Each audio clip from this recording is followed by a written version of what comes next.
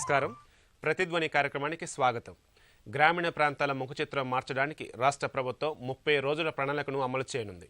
వచ్చే దసరా పండుగను పరిశుభ్రమైన వాతావరణంలో చేసుకోవాలని ముఖ్యమంత్రి కేసీఆర్ ప్రత్యేక కార్యాచరణ రూపొందించారు. ఈ ప్రణాళికలో భాగంగా అధికారులు, ప్రజాప్రతినిధులు, ప్రజలు భాగస్వామ్యం అవ్వాలని పిలుపునిచ్చారు. ప్రతి గ్రామంలో పారిశుధ్యం, విద్యుత్తు, పచ్చదనం కీలక అంశాలని, వాటిని త్రికరణ శుద్ధితో అమలు చేయాలన్నారు. 6వ తేదీ నుంచి గ్రామాల్లో గ్రామ సభను ఏర్పాటు చేసుకుని ఆ ప్రాంతంలో చేపట్టాల్సిన పనులు, కార్యక్రమాలను రూపకల్పన చేయాలన్నారు. పచ్చదనంలో భాగంగా హరితహారం నిర్వహించి నాటిన మొక్కల్లో 85% మేర రక్షించాలన్నారు. ఈ నేపథ్యంలో గ్రామీణ ప్రాంతాల అభివృద్ధికై ప్రభుత్వం చేపట్టిన ప్రణాళికపై చర్చను చేపట్టింది నేటి ప్రతిధ్వని. చర్చలో పాల్గొంటున్న ప్రముఖులు వి ప్రకాష్ గారు, రాష్ట్ర జలవనరుల అభివృద్ధి సంస్థ చైర్మన్, సామాజిక విశ్లేషకులు; ఎం కరుణాకర్ రెడ్డి గారు, వాక్ ఫర్ వాటర్ ఫౌండేషన్ నిర్వాహకులు, సామాజిక కార్యకర్త; మేజర్ శివకిరణ్ గారు, ఆర్థిక సామాజిక విశ్లేషకులు.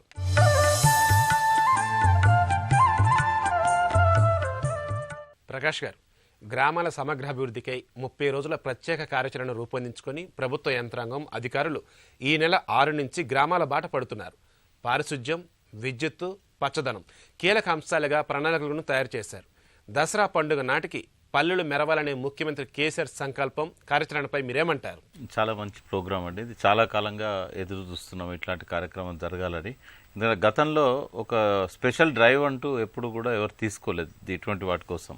ఇప్పటికి మనం గ్రామాలలో చూసినట్టయితే 30 ఏళ్ళ కింద, 40 ఏళ్ళ కింద కూలిపోయిన ఇండ్లు కూడా అట్లాగే ఉంటాయి. అక్కడ పాములు, ఇట్లాంటి తేళ్ళు, వీటి వల్ల చాలామంది ప్రజలు కూడా ప్రాణాలు కోల్పోతున్న సంఘటనలు మనం చూస్తాం. అట్లాగే గ్రామాలన్నీ కూడా అస్తవ్యస్తంగా తయారై ఉన్నాయి. ఈ కరెంటు వైర్లు, మనం వీధుల్లో పోతుంటే సైకిల్ దొక్కే వాళ్ళకు కూడా చేయి దాపితే కరెంటు వైర్లు అందే అంత ఎత్తులో ఇట్లా కిందికి వేలాడుతూ కనబడుతూ ఉంటాయి. ఎక్కడ చూసినా కూడా ఈ మురికి నీరు అనేది, వాటిల్లో ఈ దోమలు, డెంగీ వ్యాధి, ఇట్లాంటివన్నీ కూడా ఈ మధ్య మనం చూస్తూనే ఉన్నాం. ఈ పరిశుభ్రత పోయింది, పచ్చదనం లేదు, తర్వాత శ్మశానాలు లేకుండా పోయినాయి గ్రామాలలో. ఈ గ్రామకంఠం భూములన్నీ కూడా కబ్జాలకు గురైనాయి. ఇటువంటి అస్తవ్యస్త పరిస్థితులు ఉన్నప్పుడు ఇటువంటి ఒక ప్రత్యేక కార్యాచరణ అనేది చాలా ఉపయోగపడుతుంది. వీటికి కావాల్సిన నిధులు కూడా కేటాయిస్తూ ఈ నెల రోజుల డెడ్ లైన్ అనేది ఏదైతే ఉన్నదో ప్రతి ఒక్కరిని కూడా అలర్ట్ చేస్తుంది. అందరూ కూడా విధిగా ఇందులో పాల్గొనేటట్టు చేస్తుంది. విలేజ్ సెక్రటేరియట్లో 16 నుంచి 20 మంది దాకా గ్రామస్థాయి అధికారులు ఉంటారు. ఎవరి శాఖకు సంబంధించి వాళ్ళు దీనిలో ఇన్వాల్వ్ అయ్యి ప్రజల భాగస్వామ్యంతో దీన్ని చేయడం వల్ల ముఖ్యమంత్రి గారు ఆశించినట్టుగా పల్లెలన్నీ కూడా ఒక కొత్త శోభను సంతరించుకొని భారతదేశానికి ఒక ఆదర్శంగా నిలుస్తాయనడంలో సందేహం లేదు. రెండవది, ఈ స్వచ్ఛ భారత్ అని ఏదైతే మోడీ గారు పిలుపునిచ్చారో ఆ కార్యక్రమం ఇవాళ గ్రామాలలో మాత్రం ఖచ్చితంగా అమలవుతుంది. గతంలో ముఖ్యమంత్రి గారి ఆధ్వర్యంలో ఈ హైదరాబాద్ సిటీలో కూడా కొంత ప్రయత్నం చేశారు. కానీ గ్రామాల్లో మాత్రం ఒకసారి ఇది అంకురార్పణ జరిగిందంటే ప్రజలు దీన్ని టేకప్ చేస్తారు. ఇప్పుడు చాలా గ్రామాలలో ఉత్సాహవంతులైన యువకులు, యువతులు వీళ్ళు వార్డు మెంబర్స్గా, సర్పంచులుగా, ఉప సర్పంచులుగా, ఎంపీటీసీలుగా ఎన్నికైన సందర్భం ఉంది. సో ఒకసారి ఈ కార్యక్రమం అనేది మొదలైందంటే తెలంగాణలో ఏ కార్యక్రమమైనా ఒక ఉద్యమ స్ఫూర్తి అనేది మనకు కనబడుతుంది. సో మంచి బిగినింగ్ అని నేను అనుకుంటున్నా. వారు నిన్న ప్రత్యేకంగా అందరికీ మీటింగ్ పెట్టి ఫారెస్ట్ ఆఫీసర్స్ కానీ, పంచాయతీ కార్యదర్శులతో కానీ ఈ ప్రోగ్రాం గురించి వారు చెప్పిన డ్రీమ్ చూసినట్టయితే ఆ స్ఫూర్తి డెఫినెట్గా ప్రతి ఒక్కరిలో ఉంటుందని నేను అనుకుంటున్నా. నిధులేమీ లేకుండా కేంద్ర రాష్ట్ర ప్రభుత్వాలు 339 కోట్ల రూపాయలను గ్రామాల అభివృద్ధికి సమకూరుస్తున్నాయి. మరోవైపు గ్రామాల్లో మిషన్ భగీరథతో ఇంటింటికి మంచినీరు, నిరంతర విద్యుత్తు ప్రభుత్వం అందిస్తోంది. ఈ 30 రోజుల ప్రణాళికలో ప్రజాప్రతినిధులు, ప్రజల భాగస్వామ్యం ఎలా ఉండాలంటారు? 6వ తారీఖు నుంచి ప్రోగ్రాం అమల్లోకి తీసుకురావడానికి ముందు ఐడెంటిఫై చేయాలి. ఊర్లో ఎలాంటి సమస్యలు ఉన్నాయి, ఎక్కడెక్కడ పారిశుద్ధ్య సమస్యలు వస్తున్నాయి, ఎక్కడెక్కడ పచ్చదనం కావాలి, మనకు చెట్లు పెట్టడానికి, మొక్కలు నాటడానికి అవకాశం ఉన్న స్థలాలు ఏవి, ఇవన్నీ కూడా ఏ శాఖకు ఆ శాఖ ఆ గ్రామ ముఖ్యులతోని సమావేశమై ఇక్కడ ఎటువంటి ఈగోలకు తావు లేకుండా, ఎవరు ఎక్కువ ఎవరు తక్కువ అని కాకుండా సమన్వయం లోపం లేకుండా చేసుకున్నట్టయితే ఖచ్చితంగా అమలైద్దని నేను అనుకుంటున్నా. దీనికి ముఖ్యమంత్రి గారు అంటే ఒక సస్పెన్షన్ అనే ఒక భయం కూడా ఒకటి క్రియేట్ చేశారు. అంటే ఏమవుతుందంటే ఏదో ఒక పద్ధతిలో కఠినమైన నిర్ణయాలు తీసుకోకపోతే ఏది అమలయ్యే పరిస్థితి కనబడతలేదు. మనం చెప్పుకుంటున్నాం మొక్కలు నాటుతున్నారు, హరితహారం బాగానే ఉంది, కానీ సర్వైవల్ రేట్ దగ్గరికి వచ్చేసరికి కొన్ని గ్రామాలల్లో ఎవరు పట్టించుకోవట్లేదు. మేకలు తినిపోతున్నాయి, లేదా నీళ్లు పోయాక ఎండిపోవడం కానీ ఇట్లాంటి సమస్యలు మనం చూస్తాం. ఇప్పుడంటే వర్షాలకు కొంత పచ్చగా కనబడుతున్నాయి, కానీ అక్టోబర్ తర్వాత మొదలవుతుంది, మళ్ళీ చనిపోతూ ఉంటాయి. వాటి లాస్ట్ చూస్తే 30-40% కూడా సర్వైవల్ రేట్ ఉండని గ్రామాలు కూడా ఉన్నాయి. ఈ 85% అనేది మినిమం అని వాళ్ళు ఒక కండిషన్ పెట్టడం అనేది అందరూ ఇన్వాల్వ్ కావడానికి, పర్టికులర్గా ఒక బాధ్యతాయుతంగా పనిచేయడానికి సర్పంచుల మీద ప్రధానంగా ఈ ఆంక్షలు పెట్టారు. ఒకవేళ ఎక్కడైతే బాధ్యతారాహిత్యం ఉంటుందో కొంతమంది సర్పంచులు సస్పెండ్ అవుతారు దీనిలో. సో ఏదో ఒక రకంగా ఈ ఆంక్షలు పెట్టకపోయినట్టయితే సక్రమంగా పనులయ్యే పరిస్థితులు లేవు. కాబట్టి ఇటువంటి ఉండడం వల్ల ఉదయమే అందరూ ఈ కార్యక్రమాల్లో ఇన్వాల్వ్ అయ్యి 30 రోజుల్లో ఇది పూర్తి చేస్తారనే ఆశ అయితే ఉంది. కరుణాకర్ రెడ్డి గారు, త్రికరణ శుద్ధితో గ్రామాల అభివృద్ధికై తెలంగాణ ప్రభుత్వం పనిచేస్తోంది. ముఖ్యంగా హరితహారం కార్యక్రమం విజయవంతమైంది, పలు అవార్డులు కూడా వచ్చాయి. ఈ హరితహారంలో మీ భాగస్వామ్యంతో 2 కోట్ల మొక్కలను నాటారు. మరి 30 రోజుల ప్రణాళికలో పచ్చదనానికి ప్రాముఖ్యతను కూడా ఇస్తున్నారు. ఇప్పటిదాకా జరిగిన హరితహారం కార్యక్రమం పనితీరుపై మీరేమంటారు? సత్యాన్ని త్రికరణ శుద్ధితో మనం నమ్మకం చేస్తే విజయం మాత్రం తప్పకుండా వస్తుందనేది ఎంతోమంది ప్రూవ్ చేశారు. డాక్టర్ ఏపీజే కలాం గారు అన్నట్లు a developed nation, India a developed nation by 2020 ఉండాలంటే పీపుల్ పార్టిసిపేషన్ ఈజ్ ఇంపార్టెంట్. దాంట్లో యూత్ ఈజ్ ద న్యూక్లియస్ అనమాట. Because India have 65% less than 35 years age group ఉంది. So youth participation, people participation ఉండాలి. ఇప్పుడు మామూలుగా మనం చూస్తూ ఉంటే గత 5 సంవత్సరాల నుంచి మేము యాజ్ అ సోషల్ యాక్టివిటీలో మేము ఫుల్ ఫ్లెడ్గా పార్టిసిపేట్ చేస్తున్నాము.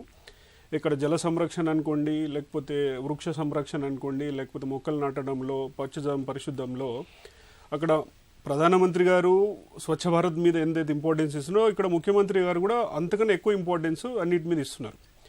ఇప్పటికి తేడా ఏంటంటే మేము చూసింది, ఇంతకుముందు ఓన్లీ గవర్నమెంట్ ఉంటుండే, ఇప్పుడు గవర్నమెంట్ తక్కువ, గవర్నెన్స్ ఎక్కువైంది. ఎప్పుడైతే గవర్నెన్స్ పెరుగుతుందో అప్పుడు పీపుల్ పార్టిసిపేషన్ ఉంటుంది. స్టిల్ ఇంకా చాలా ఇంప్రూవ్మెంట్ కావాలి, బట్ ఇప్పుడుకి ఇంతకుముందుకు చాలా డిఫరెన్స్ ఉంది. ఈ హరితహారంలో నెగిటివ్ యాక్టివిటీని కూడా పాజిటివ్గా ఎట్లా తీసుకురావచ్చు అని చెప్పేసి మనము గ్రీన్ ఇండియా ఛాలెంజ్ అని ఒక కాన్సెప్ట్ తీసుకొచ్చాం.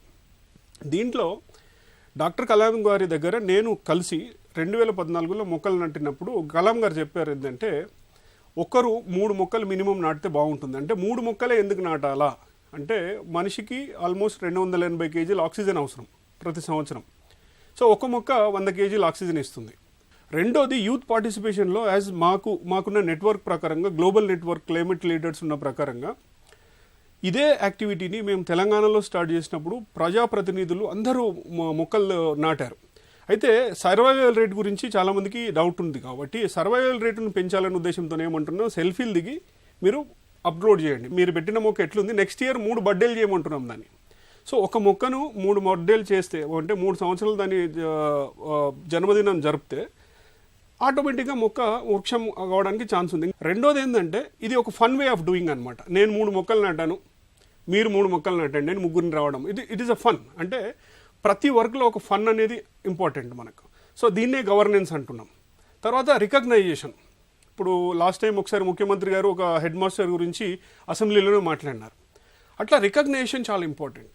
తెలంగాణలో మనకు ఉన్న దాంట్లో దాదాపు 60 లక్షల మంది స్టూడెంట్స్ ఉన్నారు. ఒక్కొక్కరు 3 మొక్కలు నాటితే 1,80,00,000 మొక్కలు సింపుల్గా without spending any single rupee. ఆ 3 మొక్కలు ప్రతి ఒక్కరు పెంచగలుగుతారు. ఎందుకంటే రోజు వాళ్ళు ఏదైతే స్కూల్కి వచ్చినప్పుడు వాటర్ బాటిల్ తీసుకుపోయి దానికి ఇట్లా పోస్తూ పోతే చాలు, రోజుకు ఒక మొక్కకు పోసినా అది పెరిగిపోతుంది. So people participation is highest priority. తర్వాత గ్రీన్ ఇండియా ఛాలెంజ్లో మేము చూసినదంటే కొన్ని యాక్టివిటీస్ ఉన్నాయి. రాజస్థాన్లో ఒకటి పీపుల్ అని ఒక విలేజ్ ఉంది. అక్కడ ఒక ఆడపిల్ల పుడితే 111 మొక్కలు పెడతారు. ఆ ఊర్లో ఏం కార్యం జరిగినా, పెళ్లి చేసుకున్నా, శుభకార్యంలో ఏంటి బర్త్డే ఉన్నా, ఎవరైనా చనిపోయినా, ఏమైనా 3 మొక్కలు నాటుతారు. దట్ హ్యాస్ టు, అంటే ఒక చూస్తే అక్కడ మేము గార్డెన్లో ఉన్నామా విలేజ్లో ఉన్నామా అని తెలుస్తుంది. రీసెంట్గా చూసే ఉంటారు, మీకు అందరికి తెలుసు, one of our climate leader ఇథియోపియాలో 11 కోట్ల ఇథియోపియా జనాభా ఒకటే రోజు 35 కోట్ల మొక్కలు నాటారు వాళ్ళు. ఈ నెలలో మేము తెలంగాణకు 1 కోటి వృక్ష అర్చన అని ఒక ప్రోగ్రామ్ చేయాలనుకుంటున్నాం. ఒకటే రోజు 1 గంటలో 1 కోటి మొక్కలు నాటాలి. That is what our activity. So ఆ మొక్కలను కూడా మనకి ప్రతి ఒక్కరు ట్యాగ్ చేయడం, జియో ట్యాగ్ చేయడం, ఇదంతా చేయడం వల్ల సో ప్రభుత్వం చేసే పనులన్నీ చాలా ఈజీగా అయిపోతాయి. ప్రజల భాగస్వామ్యం ఎక్కడైతే ఉంటుందో అక్కడ ప్రభుత్వం చేసే పని ఇదైతుంది. సో హరితహారానికి ఎక్కువ సక్సెస్ కావాలంటే participation of people. Major Shivakiran గారు, గ్రామాల అభివృద్ధికై 30 రోజుల ప్రత్యేక ప్రణాళిక సిద్ధం చేసుకుని ప్రభుత్వం ముందుకు వస్తుంది. ముఖ్యంగా పారిశుధ్యం, పచ్చదనం కీలక అంశాలుగా చోటు చేసుకున్నాయి. పారిశుధ్యం, పచ్చదనం నిరంతర ప్రక్రియ. ఈ కార్యక్రమం విజయవంతం కావాలంటే అధికారులు, ప్రజాప్రతినిధులు, ప్రజలు ఎలా పనిచేయాలంటారు? మీరు అన్నది తప్పకుండా కరెక్ట్ అండి. ఇది నిరంతర ప్రక్రియ. కానీ దానికి కూడా ఫస్ట్ ఒక ఫోకస్గా తెచ్చి ఇంత ప్రకాష్ గారు చెప్పినట్టు ఒక ప్రణాళిక పెట్టి ముందుకు పోవడం చాలా అవసరం. అయితే ఈ 30-day ప్రోగ్రామ్ ఉన్నది ఒక ఇంపెటస్ లాగా, దానికి ఒక ఫ్లాష్ పాయింట్ లాగా అవుతుంది. దాని తర్వాత ఎనీవే నిరంతరం కంటిన్యూ అవుతుంది, ఈ దారి చూపించడానికి మాత్రమే. అయితే ఇప్పుడు మనము పారిశుద్ధ్యం గురించి మాట్లాడితే, శానిటేషన్ ఇష్యూస్ గురించి మాట్లాడుకుంటే విలేజ్ లెవెల్లో కూడా ఇంత అన్నారు. స్వచ్ఛ భారత్ ఎట్లయితే మనకు అర్బన్ ఏరియాస్ వచ్చిందో, రూరల్ ఏరియాస్లో కూడా అవసరం ఉందన్నారు. ఆల్రెడీ స్వచ్ఛ భారత్ రూరల్ గ్రామీణ్ అని స్టార్ట్ అయిందండి. దాంట్లో కూడా స్పెసిఫిక్గా గైడ్ లైన్స్ కూడా ఉన్నాయి, ఏమేమి మనం రూరల్ ఏరియాస్ చేయొచ్చు. ఇవి మన 30 days ప్రోగ్రాంలో కూడా కొన్ని ఇంక్లూడ్ అయి ఉన్నాయన్నమాట. ఎట్లయితే మన వేస్ట్ మేనేజ్మెంట్ గురించి, తర్వాత మరుగుదొడ్ల గురించి, అయితే ఇంకా డంప్ యార్డ్స్ అరేంజ్మెంట్ గురించి ఇవన్నీ లిస్ట్ అవుట్ చేస్తున్నాయి. అయితే ఇప్పుడు టిపికల్గా ఇష్యూ మనం డైరెక్ట్ పారిశుద్ధ్యం గురించి మాట్లాడితే వేస్ట్ మేనేజ్మెంట్ గురించి చాలా అనుకుంటాము. అయితే ఎట్లయితే అర్బన్ ఏరియాలో ప్రాబ్లమ్స్ ఉన్నాయో, ఇప్పుడు ఒక క్యాంపెయిన్ కూడా లాంచ్ అయింది దీంట్లో. ఈ 30 days ప్లాన్లో I don't find mention plastics లేకుండా మనము ముందుకెళ్ళాలని. దాంట్లో డిస్కషన్లో వస్తుండొచ్చు ఆ ఇష్యూ. అయితే October 2nd నుంచి డిక్లేర్ చేస్తున్నారు ప్లాస్టిక్ లేకుండా ఉండాలని. అదేవిధంగా చెత్తని మనం వేరు చేయాలని, కంపోస్టింగ్ ఎరువు తయారు చేసుకోవచ్చు, తర్వాత రీసైక్లింగ్ చేసుకోవచ్చు. ఇవన్నీ కొన్ని అవకాశాలు కూడా అండ్ పారిశుద్ధ్యం కంట్రిబ్యూట్ చేసే ఆపర్చునిటీస్ కూడా కనపడతాయి. కానీ దీంట్లో అన్నింటిలో ఛాలెంజెస్ ఉన్నాయి. ఎందుకంటే జస్ట్ చెప్పడానికి ఒకసారి ఒక 5-6 years బ్యాక్ ఇక్కడ దగ్గర సిద్దిపేట దగ్గర ఒక విలేజ్ వెళ్ళినప్పుడు, అక్కడ కొంచెం అగ్రికల్చర్ యాక్టివిటీలో ఇన్వాల్వ్ ఉన్నప్పుడు వాళ్ళతో మాట్లాడుతున్నప్పుడు మీ ప్రాబ్లమ్స్ ఏమున్నాయి ఏమని అడిగినప్పుడు ఒక గ్రామ సభ టైప్ ఎన్వైరన్మెంట్లో వాళ్ళు బయటపడతలేరు అనమాట. అయితే ఇప్పుడు ఈ సిస్టమ్ ప్రకారంగా, ఎందుకంటే ఇప్పుడు 6th లాంచ్ అవుతుంది ఈ ప్రోగ్రామ్, గ్రామ సభ పెట్టమన్నారు, అక్కడ డిస్కషన్స్ పెట్టమన్నారు. అయితే ఒక ఎన్వైరన్మెంట్ దాన్ని క్రియేట్ చేసేది ఎంతైనా అవసరమని అనిపిస్తుంది. అయితే మనం ప్రోగ్రామ్ లాంచ్ చేస్తాం, కానీ స్టేక్ హోల్డర్ పార్టిసిపేషన్ అంటాము. అక్కడ ఊర్లో ఉన్న వాళ్ళు, ముఖ్యులు కావచ్చు, పబ్లిక్ కూడా కావచ్చు, ఏం అవసరాలు ఉన్నాయని వాళ్ళని కొంచెము మాట్లాడే ఒక ఫ్రీ ఎన్వైరన్మెంట్ క్రియేట్ చేయాలి, ఒక డెమోక్రటిక్ ఎన్వైరన్మెంట్ క్రియేట్ చేయాలి. అప్పుడు బాగుంటుంది. పచ్చదనం వరకు వస్తే కూడా ముఖ్యమంత్రి గారు ఈ విషయం చాలా రోజు మాట్లాడుతున్నారు కూడా. ఓవరాల్గా స్టేట్లో మన దగ్గర గ్రీనరీ ఇప్పుడు 16% ఏదో ఉంది, 24% వరకు మనకు కావాలని ఒక టార్గెట్ లాగా పెట్టుకున్నాము. సో గ్రామాల్లో పచ్చదనం ప్రమోట్ చేయడం చాలా చాలా ఇంపార్టెంట్. జియో ట్యాగింగ్ అనే వర్డ్ చాలా మనం వాడుతున్నాము. జియో ట్యాగింగ్ అన్నప్పుడు దాంట్లో లాటిట్యూడ్, లాంగిట్యూడ్, అక్కడ లొకేషన్ వస్తుంది అనమాట. అది ఇప్పుడు మనకేమైంది, ఒక్కసారి అక్కడ పెట్టినప్పుడు అది యూనిక్ వాల్యూ, అది మారదా వాల్యూ. అది సపోజ్ నేను ఒక ఊర్లో అంటాను, ఒక 100 చెట్లు ఇక్కడ పెట్టేస్తాను అన్నప్పుడు అక్కడే ఉంటాయి. కాబట్టి మన దగ్గర నేషనల్ రిమోట్ సెన్సింగ్ సెంటర్ అని మనకు హైదరాబాద్లోనే ఉంది. అక్కడ మనము ఉపగ్రహ పిక్చర్ తీసుకుంటే అక్కడ నిజంగానే పెరిగినాయా లేదా మనకు తెలుస్తుంది అనమాట, ఏరియా గ్రీన్ అయిందా లేదా అని. ఇట్లా మనం మానిటర్ చేసే ఛాన్స్ చాలా ఉంటుంది. కాబట్టి మన దగ్గర తెలంగాణలో ఈ టెక్నాలజీ ఉంది, ఈ స్కిల్డ్ నాలెడ్జ్ ఉంది, ప్లస్ ఒక పీపుల్స్ మూవ్మెంట్ దీన్ని చేయగలిగితే ఇంకా ఇది బాగా అయ్యే స్కోప్ ఉంది. మీరు అన్నట్టు ఈ స్టేక్ హోల్డర్ దీంట్లో భాగస్వామ్యం ఎలా కావాలి అంటే, public should own this programme. అయితే పబ్లిక్ ఈ ప్రోగ్రామ్ ఎట్లా ఓన్ చేస్తుంది, ఈ చెట్టు నాది, ఈ ఊరు నాది అన్న ఫీలింగ్ వచ్చినప్పుడే వాళ్ళు దాన్ని ప్రమోట్ చేయొచ్చు. కానీ అప్పుడప్పుడు ఏదైతే గవర్నమెంట్ ప్రోగ్రామ్ ఇది, నాకు రోల్ ఉందో లేదో అనుకున్నప్పుడు అది అంత సస్టైన్ అయ్యేది కష్టము. అయితే పీపుల్స్ పార్టిసిపేషన్ వచ్చేటప్పుడు మన లీడర్స్ రోల్ ఇస్ ఇంపార్టెంట్, అక్కడ ఉన్న పెద్ద మనుషుల రోల్ ఇంపార్టెంట్. ఇంకోటి ఇంపాక్ట్, దాన్ని నిజంగానే ఇంపాక్ట్ గ్రౌండ్ మీద ఉంటే ఆటోమేటిక్గా పీపుల్ రోల్ వచ్చేస్తుంది. కాబట్టి ఇంటెంట్ ఒకటి, అనుకునేది ఒకటి, ఆచరణలు తెచ్చేది ఒకటి. ఆచరణలో మనం అనుకునేది తేయగలిగితే, మనకు విజిబుల్గా కనపడితే పబ్లిక్ ఆటోమేటిక్ జాయిన్ అయిపోతారు. చెట్లు పెంచేది ఒకసారి ముందు కూడా మా ఈ ప్రోగ్రామ్ చెప్పిన మంచి యాక్టివిటీ చాలా. కాబట్టి పబ్లిక్ ఇన్వాల్వ్మెంట్ ఒకటే దీంట్లో తీసుకురాగలిగితే ఓనర్షిప్ వచ్చే లీడర్షిప్ ఈజ్ ద థింగ్ అనమాట. లీడర్షిప్ తీసుకొచ్చి వాళ్ళందరినీ మా ఊరు మూవ్మెంట్లో మేము అందరం కలుస్తున్నాం ఉన్నప్పుడు పారిశుద్ధ్యం ఇంకా పచ్చదనం తీసుకొస్తే హెల్త్ మీద ఇంపాక్ట్ ఉంటుంది చాలా. ఈ హెల్త్ మీద, ఆరోగ్యం మీద ఇంపాక్ట్ బాగుంటుంది. కాబట్టి తప్పకుండా వాళ్ళందరినీ కలిసి వస్తారు. ఇంతో స్కూల్స్ అన్నారు, కాలేజీలు అన్నారు, ప్రపంచ వేరే దేశాల్లో కూడా ఏవైతే క్యాంపెయిన్స్, మూవ్మెంట్స్ బాగా సక్సెస్ఫుల్ అయినాయో అందరూ కలిస్తేనే సక్సెస్ఫుల్ అయినాయి. ఆ సక్సెస్ఫుల్ అయి కలవడానికి ఒక మంచి అవకాశం ఇది. అయితే ఒక పెద్ద రెస్పాన్సిబిలిటీ కూడా మన అందరి మీద. ఒక ప్రోగ్రామ్ అనుకున్నాం, కానీ ఆ responsibility how to bring everybody together is a challenge. మనకు ముందు తెలుస్తుంది. And it's continuous programme. మీరు అన్నట్టు 1 month ప్రోగ్రామ్ లాగా చూడొద్దు, ముందుకు చాలా రోజులు జరిగే ప్రోగ్రామ్ ఇది. ప్రకాష్ గారు, ఈ 30 రోజుల ప్రత్యేక కార్యాచరణలో భాగంగా ముఖ్యంగా దృష్టి పెట్టింది 3 కీలక అంశాలు: విద్యుత్తు, పారిశుధ్యం, పచ్చదనం. ఈ మూడింటికి ఎందుకు ఇంత ప్రాధాన్యత ఇవ్వడం జరిగింది ఇక్కడ? మొదటి నుంచి కూడా అస్తవ్యస్తంగా ఉన్న గ్రామాలను చూసినప్పుడు తెలంగాణ అనగానే ఎవరైనా బయట నుంచి వచ్చిన వాళ్ళకి కానీ ఇక్కడ ఉన్న వాళ్ళకి కానీ ఇదే నా పరిస్థితి. ఈ రోజుల్లో ఏంటంటే ప్రతి ఒక్కరికి టీవీల ద్వారా కావచ్చు, లేకుంటే విదేశ ప్రయాణాల ద్వారా కావచ్చు, అవి ఎంత అందంగా ఉంటున్నాయి నగరాలు, పట్టణాలు, పల్లెలు. మనం ఏ దేశానికి పోయినా కూడా ఆ నీట్నెస్ అనేది, క్లీన్నెస్ అనేది మనకు కనబడుతూ ఉంటుంది. మళ్ళీ ఈ కంపులోకి వచ్చినవరా బాబు అనే ఫీలింగ్ వస్తుంది ఎవరైనా మళ్ళీ వచ్చినట్టయితే.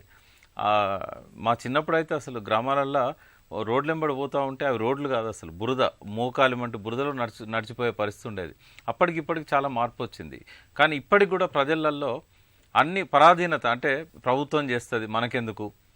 ఇప్పుడు వాడు కూలిపోతుంటే వాని ఇల్లును కూడా వాడు ఇప్పి ఆ కర్రలన్నీ ఒక దగ్గర పెట్టి పరిశుభ్రంగా ఉంచుకోవాలనే ఆలోచన లేదు. అంటే ఎట్లా అయిపోయిందంటే పూర్తిగా ప్రభుత్వమే చేయాలి ఏది చేసినా కూడా. కనీసం ఇప్పుడు ఈ కార్యక్రమం ద్వారానైనా ప్రజల భాగస్వామ్యం ఉంటే ఈ రాబోయే రోజుల్లో దీన్ని మెయింటైన్ చేస్తారేమో అనేది ఒక ఆశ. ఉపాధి హామీ, అదేవిధంగా పచ్చదనం పెంచేందుకు, ఇంకా చెరువుల పునరుద్ధరణకు కూడా కేంద్ర ప్రభుత్వం నిధులు ఇస్తుంది. దీనికి అదనంగా రాష్ట్ర ప్రభుత్వం నుంచి కూడా నిధులు అందుతున్నాయి. రాష్ట్రంలో అనేక ఆదర్శ గ్రామాలు ఉన్నాయి. ఇప్పుడు ఈ నిధులతో రాష్ట్రంలోని మిగతా గ్రామాలు వృద్ధిబాటకు అడుగులు పడినట్లేనంటారా? ఈ కార్యక్రమం ఏదైతే ఉన్నదో గ్రామీణ ప్రజల ఆరోగ్యం మీద చాలా పాజిటివ్ ఇంపాక్ట్ ఉంటుంది. ఇప్పుడు ఈ పారిశుద్ధ్య కార్యక్రమాలు తీసుకోవడం వల్ల ఇందాక నేను అన్నట్టుగా ఈ పందులు, తర్వాత దోమలు, వీటికి సంబంధించిన ఆ కాలుష్యం రాకుండా ఉంటుంది. ప్రజల ఆహారంలో కలుషితం కాకుండా ఉంటుంది. వర్షాకాలం వచ్చిందంటే డాక్టర్ల దగ్గర జాతరలాగా జనం ఉంటారు. ఎందుకు మరి ఈ వర్షాకాలంలో ఉంటున్నారు అని అంటే ఇన్ఫెక్షన్స్ బాగా వచ్చే కాలం ఇది. అయితే ఎక్కడైతే పరిశుభ్రంగా ఉంటుందో అక్కడ వర్షం పడ్డా కూడా అది పేరుకపోదు, అక్కడ ఏ రకమైన బ్యాక్టీరియా, వైరస్లు వచ్చే అవకాశం లేదు. తెలంగాణలో 200 జనాభా, 2/3 జనాభా గ్రామాలలోనే ఉన్నారు. ఒకటి, ఈ ఖర్చు తగ్గుతుంది, ఆరోగ్యం మీద పెట్టే వ్యయం అనేది తగ్గుతుంది. అది ఆ రకంగా చూసినప్పుడు మనకి చాలా సేవింగ్ అనుకోవచ్చు ప్రభుత్వానికి. రెండవది, ఆక్సిజన్ అనేది 27% ఉండాలి వాతావరణంలో, గాలిలో. ఇప్పుడు ఢిల్లీ లాంటి నగరాలు, హైదరాబాద్ లాంటి నగరాల్లో 15-16% కూడా ఉన్న పరిస్థితి లేదు. అదొకవేళ 11-12% తగ్గితే మనుషులు చచ్చిపోతారు. అంటే మనకు డెడ్ లైన్కు చేరువలోకి వచ్చినాం మనం. పోనీ గ్రామాలు బాగుండేది, ఇంతకుముందు ఎక్కడ చూసినా కూడా గ్రామాల్లో పచ్చదనం ఉండేదని అనుకుంటే ఇవాళ గ్రామాల్లో కూడా పరిస్థితి లేదు. ఇప్పుడు ఎక్కడ చూసినా ఇంతకుముందు ఒక 40-45 ఏళ్ళ కింద ఒక ఊరు నుంచి ఒక ఊరికి పోవాలంటే అడవిలో నుంచే పోయేది ఊర్లలో. ఇప్పుడు అంత ఎడారిలాగా మారిపోయినాయి ఎక్కడ చూసినా కూడా. ఈ బ్రహ్మజముడు చెట్లు చాలా దిక్కులు వస్తున్నాయి. అదేంటంటే ఎడారి మొక్కలు అంటారు వాటిని. ఎడారి రావడానికి ముందు ఆ మట్టి తన ప్రాణాన్ని కోల్పోవడానికంటే ముందు అటువంటి మొక్కలను సృష్టిస్తుంది. ఇక ఆ తర్వాత ఏం మొలవదు అందులో. ఆ బ్రహ్మజముడు మొక్కలు వచ్చినాయంటే తర్వాత ఏం మొలవవు ఇంకా. అటువంటి పరిస్థితి రావద్దు అని అనుకున్నప్పుడు ఈ పచ్చదనం, పరిశుభ్రత, పారిశుద్ధ కార్యక్రమాలు, తర్వాత ఈ అనవసరమైన చెత్తను తొలగించడం, డంపింగ్ యార్డ్స్ ఊర్లలో లేకుండా చూసుకోవడం, ఇవన్నీ కూడా ఏంటంటే అత్యవసరం. ఇది గ్రామ పంచాయతీ నుంచి వచ్చే ఆదాయంతోనే గ్రామం బాగుండాలనేది ఇంతకుముందు ఉన్న కాన్సెప్ట్. కానీ గ్రామ పంచాయతీకి ఆదాయమే లేకుండా పోయింది. అసలు వసూళ్లు కూడా ఉండవు. ఇప్పుడు ఇక ఇందులో అది కూడా ఒక కార్యక్రమం ఉంది, బిల్లులు పెండింగ్ ఉండకూడదు, ఇంటి పన్నులు కానీ ఇవి కానీ. తర్వాత అక్కడ ఇన్ఫ్లుయెన్స్ ఉన్న వాళ్ళు అందరూ కూడా బంగ్లాలు ఉంటాయి, వాళ్ళ ఇంటి పన్ను మినిమంగా వేయించుకుంటారు, అక్కడ వాళ్ళకి ఇన్ఫ్లుయెన్స్ ఉంటుంది కాబట్టి గ్రామాలకు ఆదాయం రావాలనుకున్నప్పుడు ఆ పన్ను నియంత్రించాలి కరెక్ట్గా. అన్ని గ్రామాలలో ఎట్లయితే ఒక ప్రమాణాలు పెట్టారో దానికి తగ్గట్టుగానే పన్ను వసూలు చేయాలి. సో ఇటువంటి విషయాలన్నిటి మీద కూడా దృష్టి పెట్టి గ్రామానికి ఆదాయం పెంచాలి. కేంద్ర రాష్ట్ర ప్రభుత్వాలు ఇచ్చే ఆ డబ్బుతోని గ్రామాలను అద్దంలాగా మెరిసేలాగా ఉండాలనేది ముఖ్యమంత్రి గారి సంకల్పం. ఇది జరిగితే ప్రజలకు అన్ని రకాలుగా కూడా ఆరోగ్యం బాగుంటుంది. కరుణాకర్ రెడ్డి గారు, గ్రామాల్లో హరితహారం ప్రణాళికాబద్ధంగా జరగాలంటే పంచాయతీలదే బాధ్యత. మొక్కల పంపిణీ నుంచి వాటి సంరక్షణ దాకా ఎలాంటి కార్యాచరణ ఉండాలి? కనీసం నాటిన మొక్కల్లో 85% వృక్షాలుగా మారాలని లక్ష్యంగా పెట్టుకున్నారు. ఈ లక్ష్యం నెరవేరాలంటే మీరిచ్చే సూచనలు ఏంటి? ఎక్కడికి వెళ్ళినా, ఎవరింటికి వెళ్ళినా, ఫర్ ఎగ్జాంపుల్ మీ కేరళ కొన్ని దగ్గరలకు వెళ్తే వాళ్ళ ఇంటికి వెళ్తే మీ కొబ్బరికాయలు నీళ్ళు ఇస్తారు, న్యాచురల్గా తీసిస్తారు. అంటే ఒక గెస్ట్ ఒక దగ్గరికి వెళ్తే వాళ్లకు వాళ్ళ ఇంట్లో తయారైంది మాత్రమే ఇచ్చేటట్లు ఉండాలన్నమాట. అంటే ఇది పూలు కానీ లేకపోతే పండ్లు కానీ ఇంకోటి కానీ. రెండోది ఏంటంటే ఈ మొక్కల పెంపకం కూడా ఒక రకమైనటువంటి ఆదాయ వనరుగా ఉండాలి. ఫర్ ఎగ్జాంపుల్ ఇప్పుడు చింత చెట్టు కానీ, మామిడి చెట్టు కానీ, కొబ్బరి చెట్టు కానీ, వీటి నుంచి మినిమం ఏదైనా ఒక ఇన్కమ్ వచ్చేటట్లు ఉండాలి. అంటే ఒక ఫ్యామిలీకి ఒక నెలకు అంటే ఒక సంవత్సరంలో ఒక 10-15 చెట్లు పెట్టుకుంటే వాళ్ళకు ఒక 10-15 వేల రూపాయలు ఇన్కమ్ వచ్చేటట్లు ఉండాలి. రెండవది ఏంటంటే కాంపిటీషన్ ఉండాలి, internal competition, community to community. ఒక విలేజ్లో ఒక 4-5 స్ట్రీట్లు ఉంటాయి, పైన విలేజ్, కింది విలేజ్ అని ఇంకోటి డిఫరెంట్ కమ్యూనిటీ మధ్యలో. వీళ్ళ మధ్యలో ఇంటర్నల్ కాంపిటీషన్ ఉండాలి. అంటే మేము మా దగ్గర ఇన్ని మొక్కలు పెంచినాం మీ దగ్గర, సో వాళ్ళని గుర్తింపు చేయాలి. అంటే మనకు తెలంగాణ మనకు ఒక కల్చర్ ఉంది. ఇప్పుడు రాబోయేది బతుకమ్మ పండుగ ఆడుతున్నాం మనం, అందరూ మహిళలందరూ ముందరికి వస్తారు బతుకమ్మ పండుగ చేయాలంటే. సో ఈ బతుకమ్మ పండుగను ఎట్లా అంటే ఇట్ ఈజ్ ఓన్లీ నేచర్ మీదే మనం అంతా పూలు, తంగడి పూలు తీసుకోవడం ఇదంతా ఇది ఒకటి ఉంటుంది. సేమ్ అంటే ఒక ఊర్లో ఒక పండుగ వాతావరణం రావాలంటే ఈ ఇంటర్నల్ కాంపిటీషన్ ఉండాలా. ఈ బతుకమ్మ రోజే, ఆ పండుగ రోజే వాళ్ళకు అవార్డులు లాంటిది ఒకరిని సన్మానం చేయడం. ఓకే, ఈ పర్టికులర్ గ్రూప్, ఈ మహిళా సంఘాలు ఉన్నాయి, మహిళా సంఘం, ఈ సంఘం చాలా అద్భుతంగా చెట్లు నాటి పెంచారు, లేకపోతే ఈ విలేజ్లో బాగా చేశారు. ఒక మండలం మధ్యలో అంటే విలేజ్కు మధ్యలో కాంపిటీషన్ ఉండాలి, ఒక మండలం మధ్యలో కాంపిటీషన్ ఉండాలి, ఒక జిల్లా మధ్యలో కాంపిటీషన్ ఉండాలి. సో ఈ రికగ్నేషన్ అనేది చాలా ఇంపార్టెంట్. సో గవర్నమెంట్ కూడా ఫోకస్ ఎక్కువ ఏం చేయాలంటే, విలేజ్కు తెలుసు మా విలేజ్లో ఏం మొక్కలు పెండుతాయి, ఇక్కడ ఎంత వర్షం పడుతుంది, ఇక్కడ ఎంత స్పేస్ ఉందని వాళ్ళకి తెలుసు. సో బడ్జెటింగ్ అనమాట, ఒక కమ్యూనిటీ బడ్జెటింగ్ కావాలా. అక్కడ రెయిన్ వాటర్ ఎంత వస్తుంది, వాటర్ బడ్జెటింగ్ కావాలా, లేకపోతే గ్రీనరీ బడ్జెటింగ్ కావాలా, తర్వాత ఏరియా బడ్జెటింగ్ కావాలా, ఎంత ఏరియా ఉంది. ఫర్ ఎగ్జాంపుల్ ఇప్పుడు పచ్చదనం పరిశుభ్రం అంటున్నాం, ఇక్కడ వచ్చే వేస్ట్ నుంచి కూడా మాన్యూవర్ చేసుకోవాలి. అంటే చెట్టు ఇది ఈకోసిస్టమ్ డెవలప్ చేయాలి. తర్వాత మనం ఇంతకుముందు నుంచి చాలాసార్లు అంటున్నాం, ఒక పెద్ద చెట్టు ఉందంటే ఒక చెట్టు మాత్రమే కాదు, అది ఒక పుష్పాలు మాత్రమే, ఇది ఎంటైర్ ఈకోసిస్టమ్. అది పక్షులకు అన్ని రకాలటువంటి ఈకోసిస్టమ్ ఉంటుంది. ప్రతి ఒక్కరు నా 3 చెట్లు నేను అంటే ఇది దీనికి నాకు అంటే నా పిల్లల్ని ఎట్లా పెంచుకుంటానో నా 3 చెట్లను పెంచాలి. తర్వాత ఆ పిల్లలు పెరిగిన తర్వాత మనం పెద్ద అయిన తర్వాత వాళ్ళు కూడా పిల్లల నుంచి రిటర్న్ ఎక్స్పెక్ట్ చేస్తాం కదా. అట్లనే ఒక మొక్క వృక్షమయ్యే వరకు నేను కాపాడుతా, బట్ వృక్షమైనాక ఆ మొక్క నన్ను కాపాడుతూ. హరితహారంలో మేము గత 2 సంవత్సరాల నుంచి మేము క్లోజ్గా చూస్తూనే ఉన్నాము. దాదాపు చాలామంది అంటే మాకు కేవలం వచ్చిన మొక్కల ఫోటోలు మాత్రమే 3 కోట్లు వచ్చినాయి. చాలామంది ఎక్కువ ఉన్నారనమాట. కొంతమందికి సోషల్ మీడియా లేదు, ఓన్లీ వాట్సాప్లలో పంపిస్తున్నారు, ఇది చేస్తున్నారు. సో వీలైనంత వరకు వాళ్ళకు ఒక రకమైనటువంటి మోటివేషన్, ఎంకరేజ్మెంట్ ఉంది. సో దీన్ని కంటిన్యూ చేయాలంటే ఇంకా కొంచెం గవర్నెన్స్ పెరగాలన్నమాట, మోటివేషన్. ఒక రకంగా వాళ్ళను అవార్డ్స్ చేయడము, అది చేస్తున్నాం. తెలంగాణ రాష్ట్రం చాలా విషయాలలో మనము ఇతర రాష్ట్రాలకు మార్గదర్శకంగా ఉన్నాం. ఇంకా స్టెప్ పెట్టి చెల్లాలంటే నేను విదేశాలలో కూడా మన కాన్సెప్ట్ తీసుకుంటాను. Ethiopia is our concept. ఉత్తరప్రదేశ్లో ఒకటే రోజు 22 కోట్ల మొక్కలు నాటారు. స్వామి చిదానంద సరస్వతి అని రిషికేశ్లో ఎవరైతే ఉన్నారో వారు మన ప్యాటర్న్ అనమాట. So he taken this moment to ముఖ్యమంత్రి దగ్గర తీసుకుపోయి ఒకటే రోజు 22 కోట్ల మొక్కలు నాటారు. సో ఎప్పుడైతే స్టూడెంట్స్ అడాప్ట్ చేసుకున్నారు, ఇది 3 సంవత్సరాలు నేను పెంచుతాను, అట్లా ప్రతి ఒక్కరు మినిమం 3తోనే స్టార్ట్ చేసి ప్లేస్ని బట్టి ప్రతి సంవత్సరము బర్త్డే, వాళ్ళ పెద్దలు, వాళ్ళ ఉద్యానవనాలు, మెమోరియల్ అంటే స్మృతి వనాలు ఇట్లాంటిది అనేది ఊర్లలో డెవలప్ చేయడం అనేది మొదలు పెడితే హరితహారము 100% చాలా వరకు సక్సెస్ అవుతుంది. మనకు తెలిసి మనం చూస్తాం అనమాట. ఈ సత్యాన్ని మనము నెక్స్ట్ 3-4 ఇయర్స్లో 33% తెలంగాణలో అడవుల శాతం పెరుగుతుందని నేను అనుకుంటున్నా. అందరు కూడా నమ్ముతారు కూడా. ఇది మేజర్ శివకిరణ్ గారు, గ్రామాల అభివృద్ధికై నిధుల కొరత లేకుండా రాష్ట్ర ప్రభుత్వం శ్రద్ధ వహిస్తోంది. అలాగే కేంద్రం నుంచి ఫైనాన్స్ కమిషన్ నిధులు కూడా వస్తున్నాయి. మొత్తం మీద ఈ నిధుల నిర్వహణ పర్యవేక్షణ ఎలా ఉండాలంటారు? నిధుల వరకు క్వశ్చన్ వస్తాయండి. ఏదైనా పని చేయడం నిధులు అయితే అవసరము. కానీ ఇప్పుడు మీరు అన్నట్టు గవర్నమెంట్ ప్రొవైడ్ చేస్తుంది, ఫైనాన్స్ కమిషన్ ఇస్తుంది అంటే అది ఒక సస్టైనబుల్ ఎన్వైరన్మెంట్ కాదు.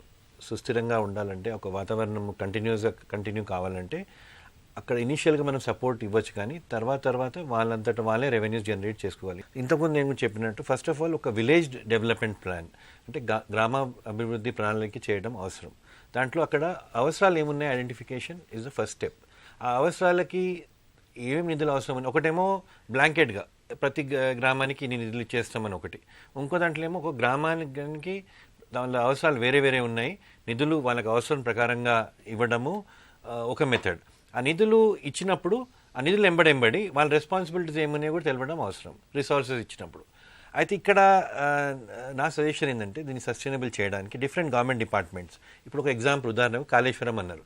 కాళేశ్వరం ఇరిగేషన్ ప్రాజెక్టే కాకుండా ఇప్పుడు దాన్ని టూరిజంగా కూడా ప్రొజెక్ట్ చేస్తున్నారు. కాబట్టి గవర్నమెంట్ డిపార్ట్మెంట్స్లో టూరిజం కావచ్చు, ఇండస్ట్రీ, ఇప్పుడు ఇండస్ట్రీ అనగానే మీకు విద్యుత్ రెగ్యులర్ అవసరము, కాబట్టి విద్యుత్ గురించి కూడా మాట్లాడుతున్నారు.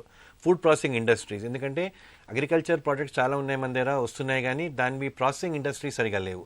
కాబట్టి అక్కడ మనం గ్రామాల్లో అవన్నీ లొకేట్ చేయగలిగితే, ప్లస్ ట్రాన్స్పోర్టేషన్, ప్లస్ ఎడ్యుకేషన్, అప్పుడు వాళ్ళంతటా వాళ్ళ కాలం నిలవగలుగుతారన్నమాట. పర్మనెంట్గా గవర్నమెంట్ నుంచి రిసోర్స్ వస్తాయి అనుకోవడము అది కరెక్ట్గా కాదు. వాళ్ళ గ్రోత్ కూడా లిమిటింగ్ ఫ్యాక్టర్ ఉంటుంది. అప్పుడు ఇంతనే మా బడ్జెట్ ఇంతవరకే కాగలుగుతామని, కానీ సొంతంగా వాళ్ళు ఆలోచన శక్తిని ఆ ఎన్వైరన్మెంట్ క్రియేట్ చేయాలి, వాళ్ళు ఆలోచించగలగాలి. Transparency is very important. అయితే దీంట్లో మనము లాస్ట్ టైం మన కంట్రీలో వేరియస్ మెజర్స్ అని డిజిటల్ ఎన్వైరన్మెంట్ ప్రొవైడ్ చేస్తున్నాము. అన్ని ట్రాన్సాక్షన్స్ బ్యాంకుల త్రూ కావడము, క్యాష్ ట్రాన్సాక్షన్స్ తక్కువ చేయడము, అప్పుడు వచ్చినప్పుడు ట్రాన్సాక్షన్స్ ట్రాన్స్పరెంట్ అవుతాయి. ఈ కంపెనీస్ ఏవైతే డొనేట్ చేస్తున్నాయో అవిటి కూడా తెలుస్తుంది మన నిధులు సరిగ్గా ఉపయోగిస్తున్నారని. అప్పుడు ఇంకా కాన్ఫిడెన్స్ పెరుగుతుంది, రిజల్ట్స్ గ్రౌండ్లో కనపడతాయి. ఈ కేస్ స్టడీస్ లాగా వీటిని ప్రొజెక్ట్ చేయడము యూజింగ్ సోషల్ మీడియా ఆర్ వేరే అప్రోచెస్ క్రెడిట్ ఇవ్వగలిగితే ఓవరాల్గా ఇప్పుడు అన్నట్టు ఫారెస్ట్రీ కవర్ మనది 23% 33% పెరగగలిగితే, విలేజెస్ క్లీన్గా ఉన్నాయని ప్రాజెక్ట్ ఇమేజ్ అవుతే, అవార్డ్స్ రికగ్నిషన్ రావడం కలిగితే చాలా కంపెనీలు ఇంకా ముందుకు వస్తాయి. రాష్ట్రంలోని గ్రామీణ ప్రాంతాల అభివృద్ధి కోసం ప్రభుత్వం చేపట్టిన 30 రోజుల ప్రణాళికలో భాగంగా పారిశుధ్య నిర్వహణ, విద్యుత్తు, పచ్చదనాన్ని చేపట్టనున్నారు. ఈ కార్యక్రమంలో అధికారులు, ప్రజాప్రతినిధులు, ప్రజలు భాగస్వామ్యులు కావాలని, ప్రభుత్వ నిధులను సద్వినియోగం చేసుకున్నప్పుడే పల్లెలు ప్రగతిబాట పడతాయని చర్చలో పాల్గొన్న వక్తలు అభిప్రాయపడుతున్నారు. ఇది నేటి ప్రతిధ్వని. నమస్కారం.